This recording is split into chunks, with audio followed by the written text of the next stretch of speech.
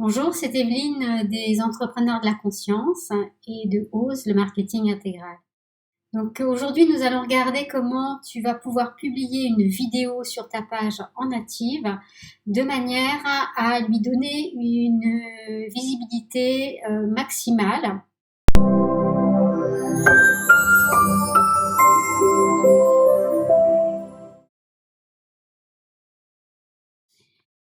Donc tu te rends sur ta page, donc là je suis sur une page. Et donc, tu as deux possibilités, Donc, soit tu fais créer un post, soit tu utilises en fait ce petit picto ici, là, photo vidéo. Donc, on va cliquer dessus. Et donc là, tu peux faire importer des photos et vidéos. Donc, on va prendre, alors je vais chercher un fichier vidéo. Voilà, par exemple.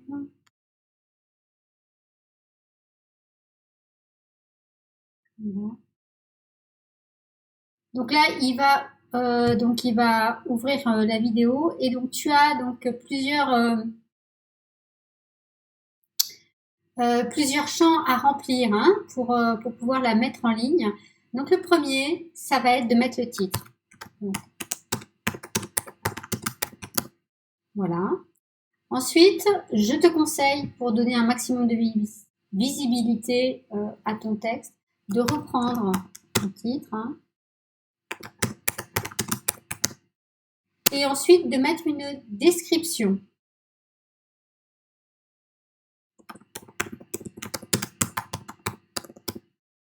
Donc, dans ce nouveau cours, par exemple,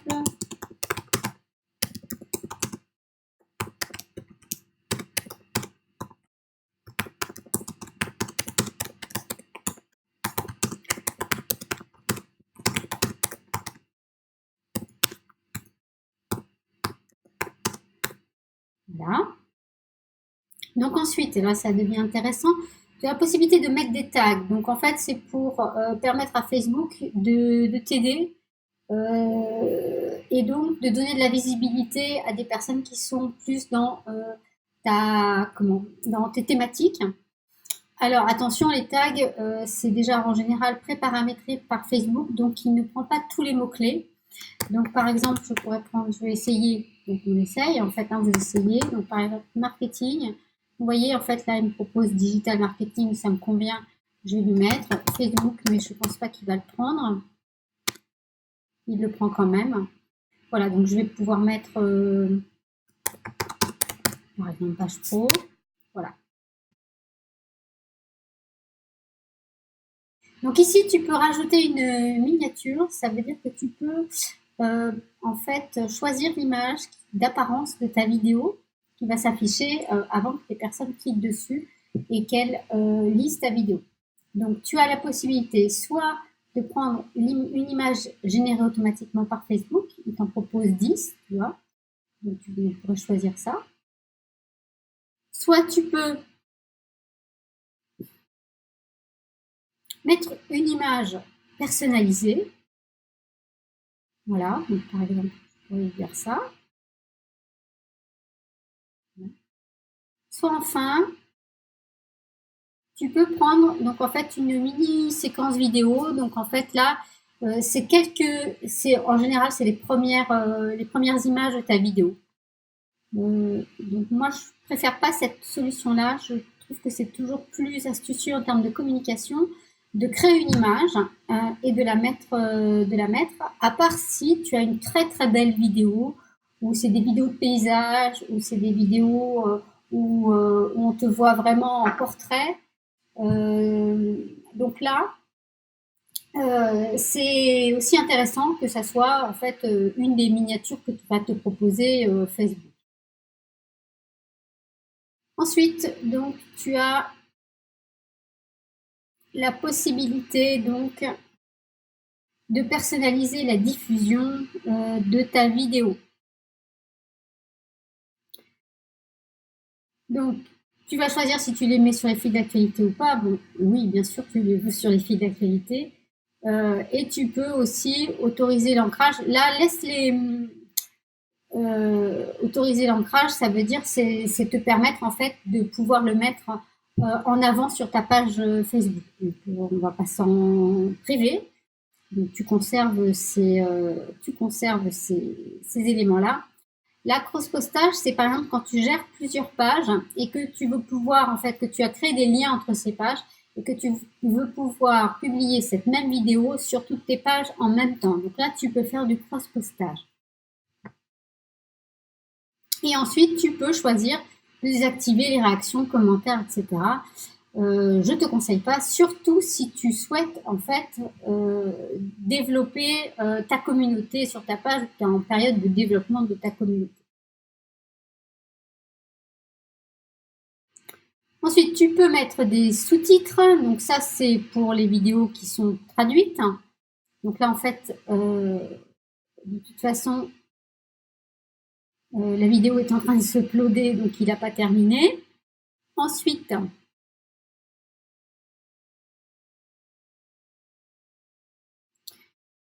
tu peux mettre un libellé personnalisé, c'est-à-dire une étiquette sur sur ta vidéo.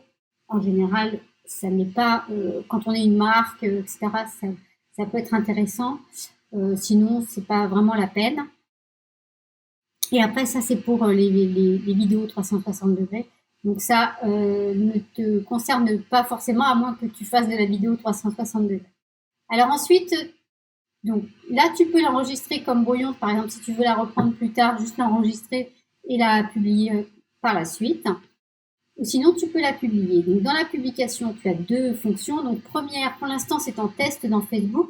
Moi-même, je suis en train de tester cette fonctionnalité-là. Donc pour l'instant, je te la conseille pas tant que moi, j'ai pas fait suffisamment de tests pour dire comment l'utiliser au mieux, hein, parce que c'est surtout ça qu'il faut regarder. Donc là, pour l'instant, c'est trop récent pour que je te donne un conseil qui soit vraiment pertinent, si ce n'est que c'est une vidéo, dans le principe, c'est une vidéo qui est en fait, où tu vas pouvoir choisir la publication qui va être mise en avant. Facebook va prévenir les gens, les personnes de ta communauté pour dire voilà, à telle date, cette vidéo va se mettre en route et ensuite va lui donner plus de portée.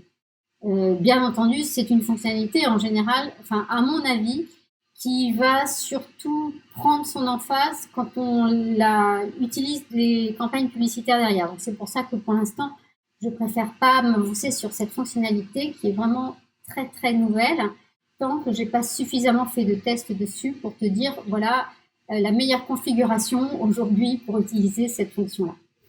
Alors ensuite, sur publier, donc tu as plusieurs possibilités. Soit tu publies maintenant, soit tu antidates, donc ça veut dire c'est une date antérieure, soit tu programmes. Donc pour la programmation, c'est facile. Hein, donc ici, tu vas choisir dans le calendrier une prochaine date. Donc par exemple, je vais mettre le 25, voilà, mettre à 8 heures. Donc là, il me met bien l'horaire GMT.